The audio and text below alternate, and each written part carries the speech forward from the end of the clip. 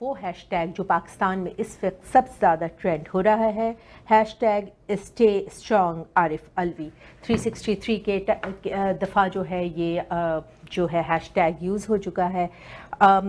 یہ کیوں hash tag use ہو رہا ہے، یا ایسی کیا چیز پریزیڈنٹ آف پاکستان کی سامنے آئی ہے جس کی وجہ سے یہ ہو رہا ہے؟ بات یہ ہے کہ ایک بلکہ دو جو ہے امینڈمنٹس کے بل جو ہے وہ بھیجے گئے صدر کے پاس، جو ان کی دستخط سے ایک قانون بننا تھے، لیکن ہوا یہ کہ ان قانون کے نتیجے میں گرفتاریاں شروع ہو گئیں، جس پہ پریزیڈنٹ پاکستان عارف الوی کا ٹویٹ آیا کہ میں اللہ کو گواہ بنا کے کہتا ہوں کہ میں نے کسی قانون پہ دستخط نہیں کیے، اور میرے عملے نے میری اجازت کے بغیر جو ہے اگر یہ بھیجا ہے تو میری اجازت کے بغیر بھیجا ہے، اور میں ان لوگوں سے جو ہے شرمندہ ہوں جو اس کے نتیجے میں جن کے اوپر جو ہے مقدمات کیے جائیں گے۔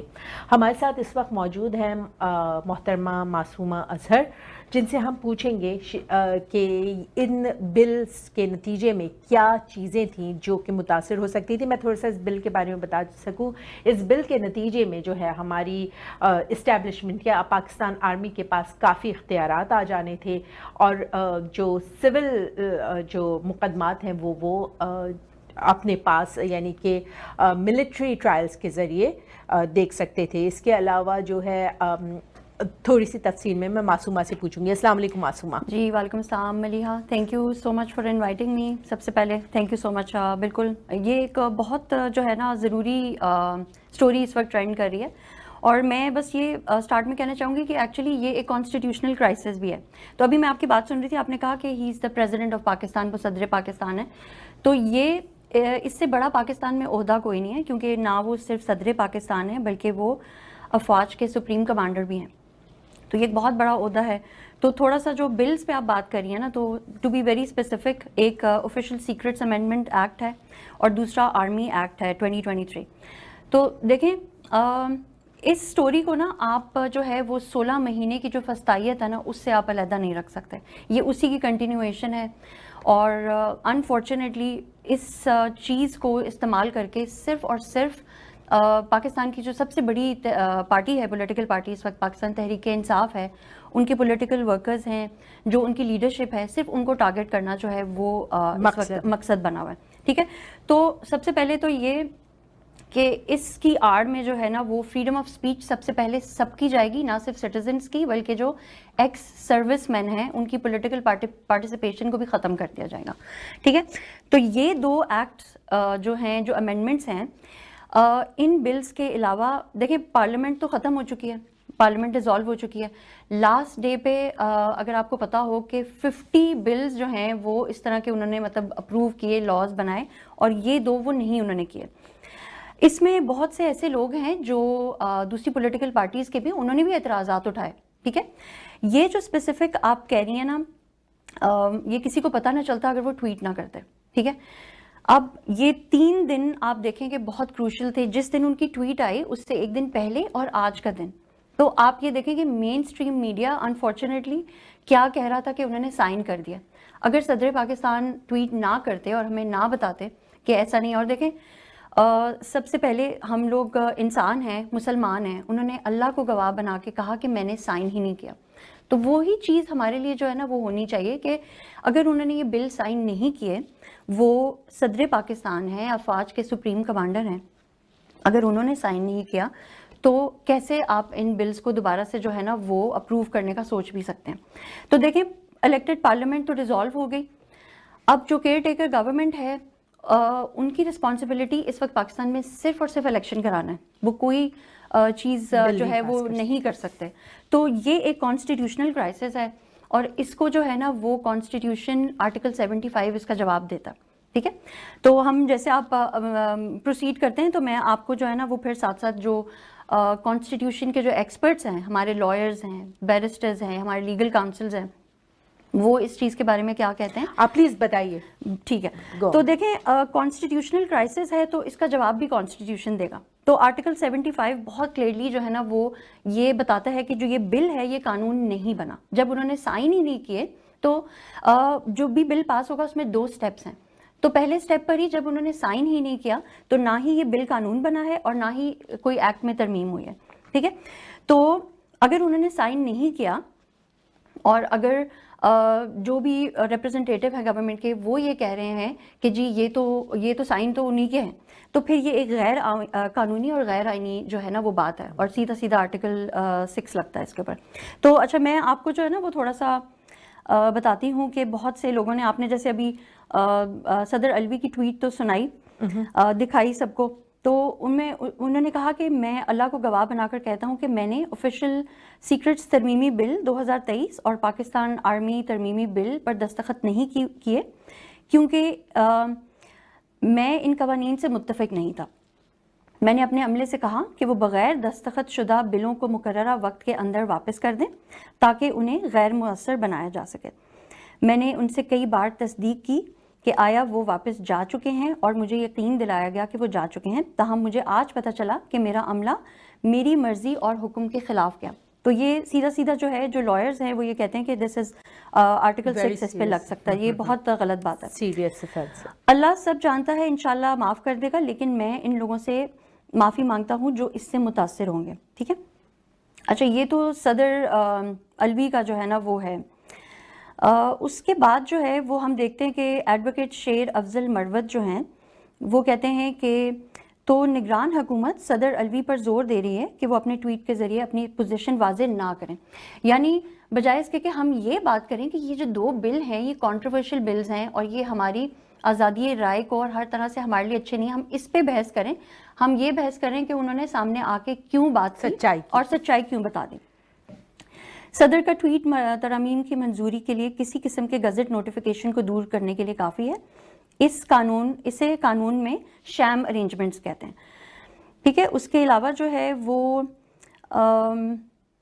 بیرسٹر گوہر جو ہیں وہ کہتے ہیں کہ صدر پارلیمنٹ کا حصہ ہے, بل اس وقت تک قانون نہیں بنتا جب تک کہ صدر کی منظوری نہ ہو.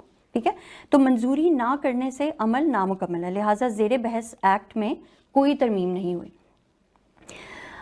اس کے علاوہ جو بہت امپورٹنٹ ہمیشہ جو ہے نا وہ میں اسپیشلی جو دیکھتی ہوں اعتزاز احسن صاحب ہیں, کیونکہ وہ جو ہیں وہ ریگارڈلیس کہ وہ کس پولیٹیکل پارٹی میں ہیں وہ ہمیشہ جہاں ضرورت پڑتی ہے وہ آگے ہو کے بات کرتے ہیں.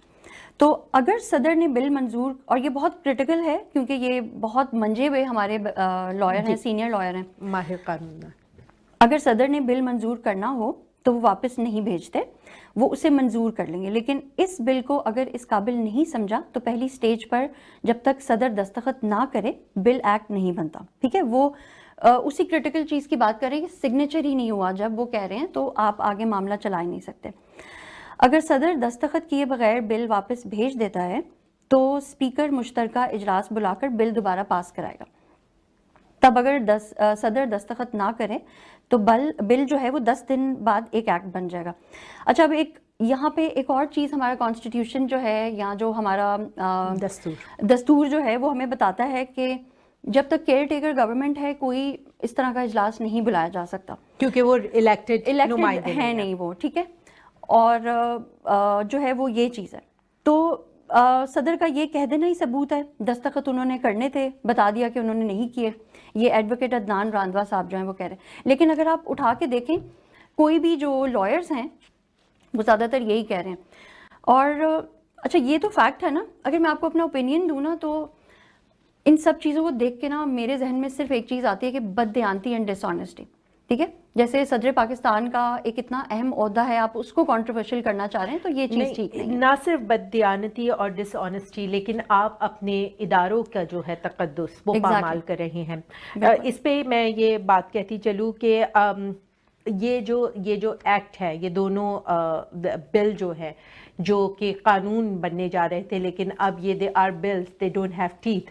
لیکن ان کا جو ہے سب سے زیادہ جو اثر ہے وہ ہمارے ہیومن رائٹس پہ پڑے گا, جس کی وائلیشن ہوگی. سویلینس جو ہے وہ انڈر ملٹری جو ہے کورٹس ٹرائل میں جائیں گے, اور یہ ایک بنیاد ثابت ہوگا اگلے دنوں کے لیے. یہ بڑا مؤثر قدم تھا جو کہ پریزیڈنٹ عارف الوی نے اٹھایا, جس کی وجہ سے بہت ساری چیزیں جو کہ غلط ہو سکتی تھی وہ پرابلی صحیح ہو جائے. ایک آپ سے بات پوچھتی چلوں معصومہ, آپ کو کیا لگتا ہے کہ کیا یہ بل جو ترامیم ان بلز میں ہو رہی تھی کیا یہ ایک ہی پارٹی کو ٹارگٹ بنانے کے لیے ہو رہی تھی؟ بالکل ہے. دیکھیں میں آپ کو پھر پیچھے وہی 16 مہینے میں جو فسطائیت ہے اس کی طرف لے کے جاؤں گی. ہم نے دیکھا کہ ارشد شریف کو کس طرح بے دردی سے جو ہے نا وہ ان کو مرڈر کر دیا گیا. آپ نے ذل شاہ کا دیکھا.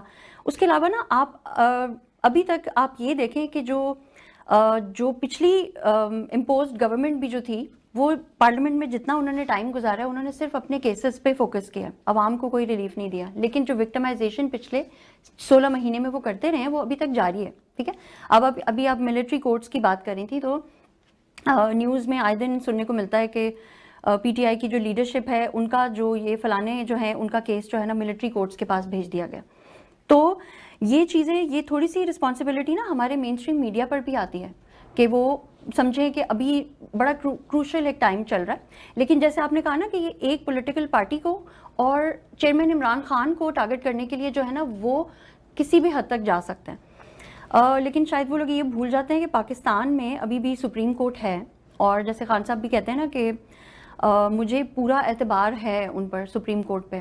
انہوں نے ہمیشہ اچھے فیصلے دیے ہیں, تو انشاءاللہ آنے والے دنوں میں جو ہے نا وہ ہم دیکھیں گے کہ عوام کے ساتھ کم از کم کوئی ناانصافی نہیں ہوگی.